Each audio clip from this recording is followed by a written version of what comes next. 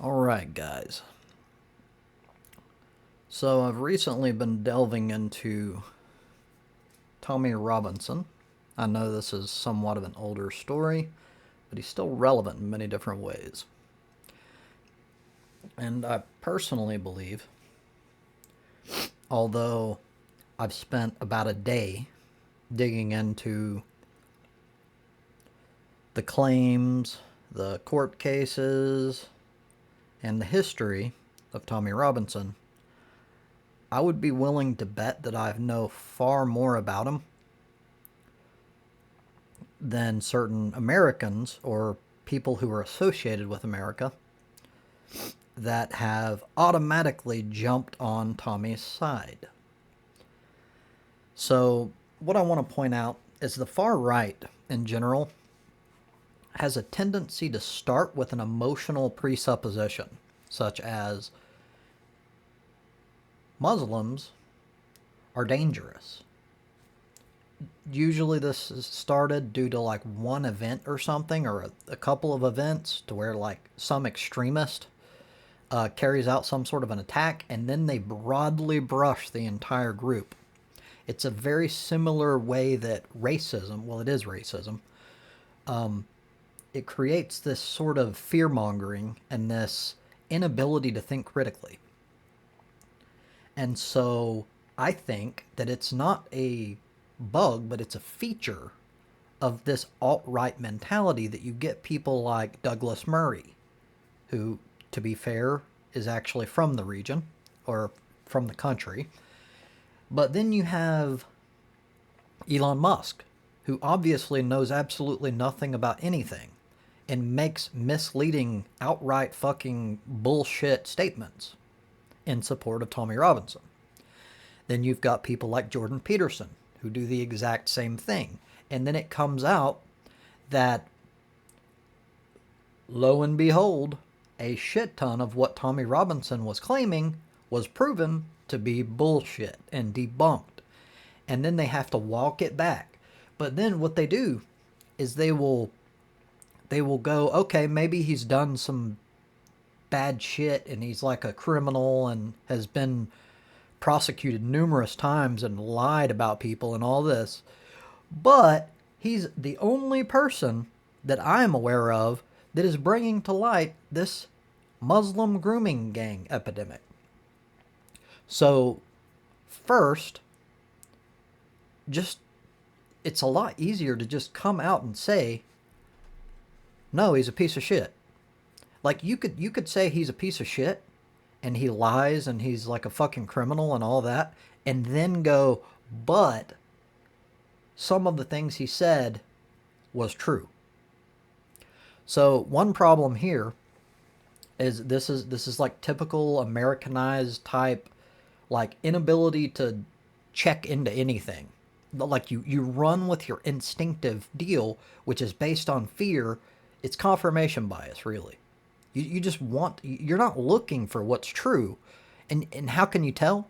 Because they don't dig. They don't look into things. They don't follow the court cases. And they jump on conspiracy theories and shit. So the claim that Tommy Robinson is the only person drawing attention to this shit is absolutely false. Like 100% bullshit. Now, even if you live in the UK or whatever and you want to claim that that's not true, challenge me and I can give you a list of all the people that have been drawing attention to it, even more so than Tommy Robinson. So it's very indicative of their white nationalist type mentality that they're jumping on board with Tommy Robinson specifically, because this is not a good person. Like, not by any stretch of the imagination. He is garbage, an absolute fucking garbage human being. So, outside of that, let's do a quick little read here.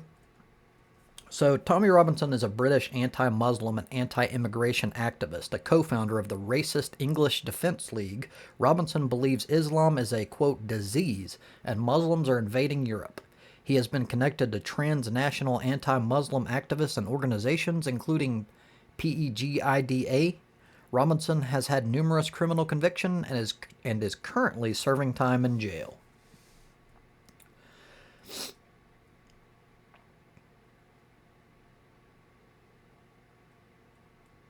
Digging around here.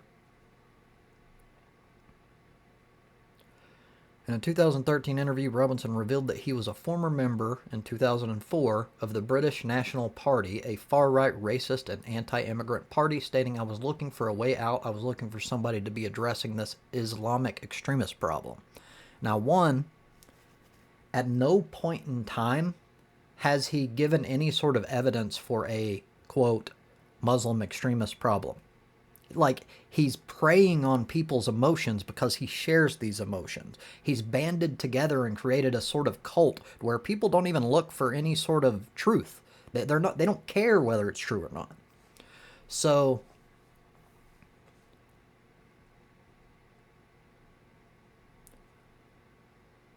one of the big ones here, I'm trying to get to it.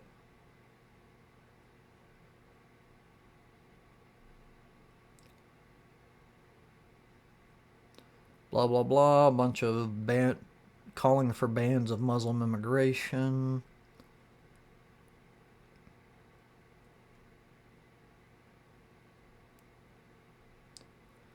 Association with anti-Muslim activists who were banned from the UK in 2013.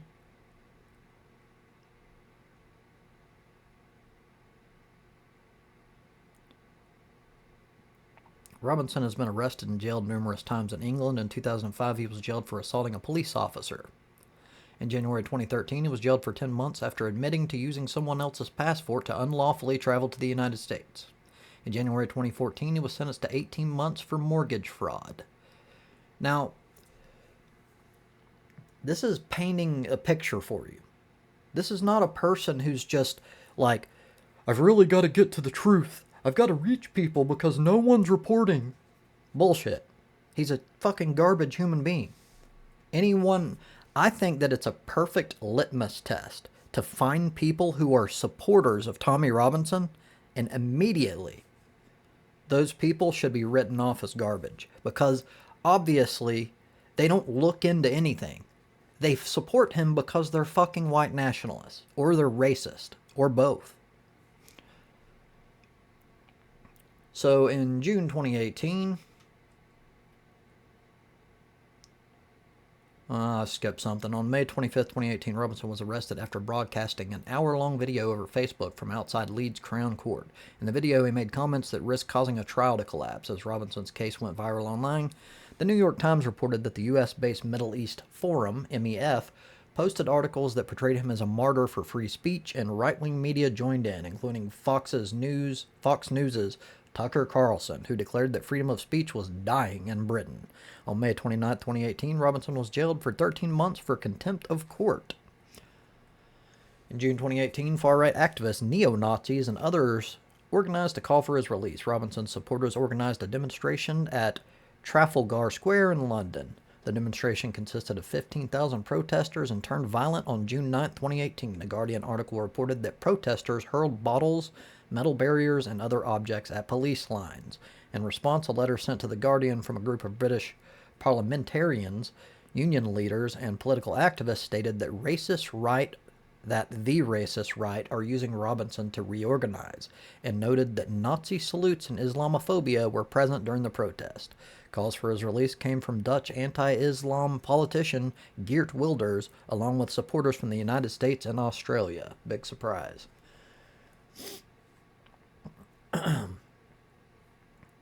So Robinson was banned from Twitter in 2018 after having breached its hateful conduct policy. Prior to this, Robinson's account had been temporarily suspended several times. At the time he was blocked, Robinson's account had about 413,000 followers. In February 2019, The Guardian reported that Robinson had been permanently banned from Facebook and Instagram for repeatedly breaking policies on hate speech. In April 2019, Robinson was banned from Snapchat. Additionally, in April 2019, YouTube placed his videos under restrictions aiming to limit their spread. So, of course, the moment this happens and he's being targeted and banned for good reason, he has shown repeatedly to be spreading disinformation and misinformation, right? And this is not freedom of speech. And the reason why in this particular case is because these are all private organizations or companies.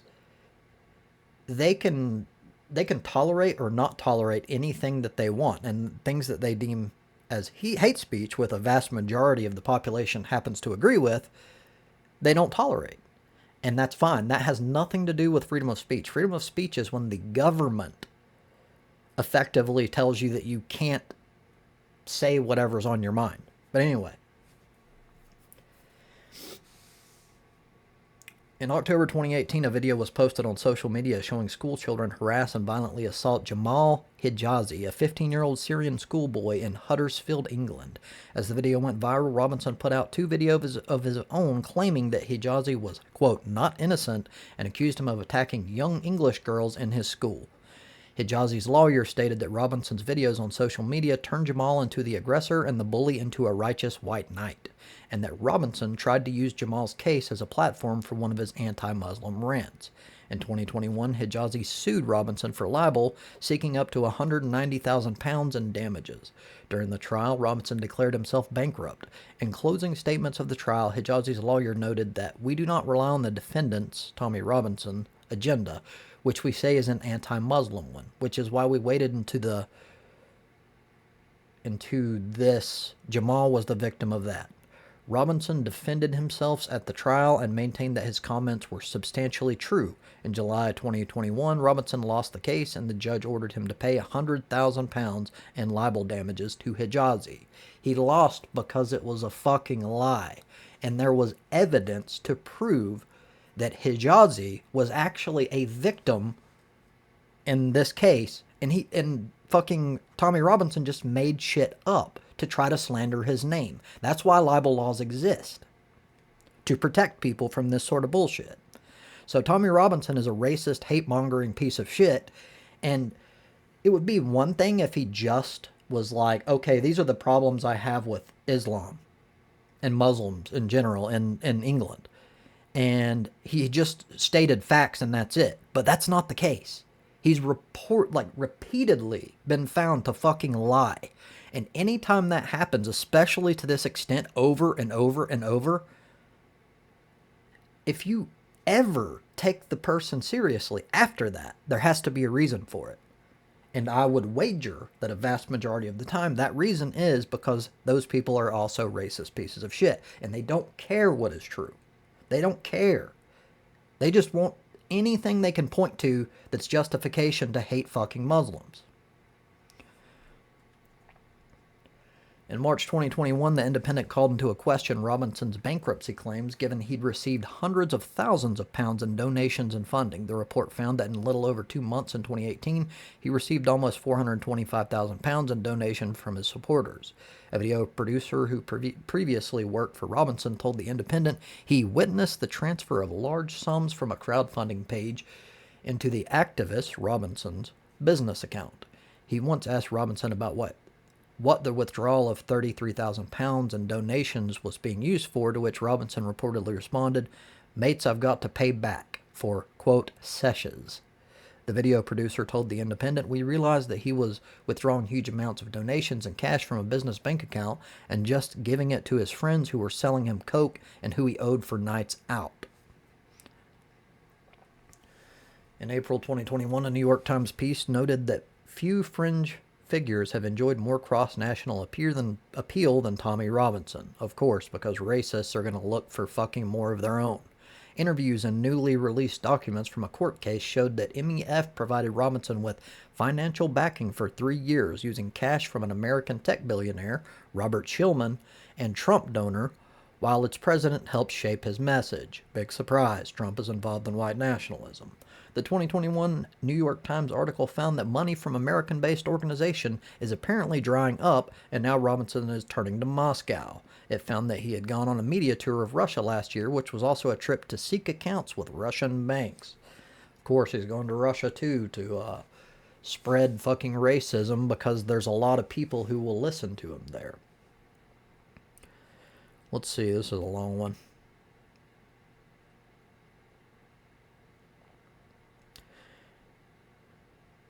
In July 2022, a 3-year inquiry into the Telford child abuse scandal was released, revealing more than 1,000 victims who were sexually exploited by a group of Pakistani men over the span of 30 years in Telford, England. In response to the scandal, Robinson organized a protest that gathered around 1,500 people in Telford, where he launched The Rape of Britain Survivor Stories, his documentary about Muslim grooming gangs. Over the next few months after the Telford protests, Robinson published 3 more films to which critics have accused of being a money-making tactic. According to Nick Lowles, Robinson was accused by Hope Not Hate of exploiting child abuse and sexual violence to spread his own anti-Muslim agenda. Certainly looking like this case. Robinson has repeatedly advanced the Muslim grooming games tropes, claiming that Muslim men in Britain are grooming and sexually abusing white girls in the country. This trope has been advanced by a number of far-right figures as well as mainstream media. A 2020 Journal article by Dr. Ella Cockbain and Dr. Waqas Tufail found that this dominant narrative is, quote, misleading, sensationalist, and has in itself promoted a number of harms, and that claims of how Muslim culture and faith supposedly perpetuate sexual abuse have helped collectively demonize British Muslim communities. Additionally, a 2020 report from the UK Home Office debunked the Muslim grooming gangs claim, noting that research found, and there's a link to it, and I'll include all this, that, quote, group-based offenders are most commonly white. There's a lot more, but I encourage all of you to dig into it yourself. Again, I'll provide the link.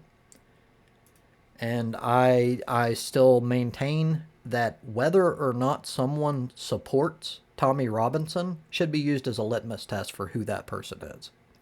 Because there is no valid, again, there's numerous people that have tried to draw attention to this, quote, Muslim grooming gangs, and most of it has actually been found to be fraudulent and made up. But even if you believe that any of it was true, and surely there's some elements of truth to it, then you would look for information and you would seek out credible sources, not pieces of shit like this. So anyone who supports this man, you should automatically dismiss them as just incapable of critical thinking and just a fucking white nationalist, and that's all there is to it. Or an Islamophobe, probably both. Thank you for your time.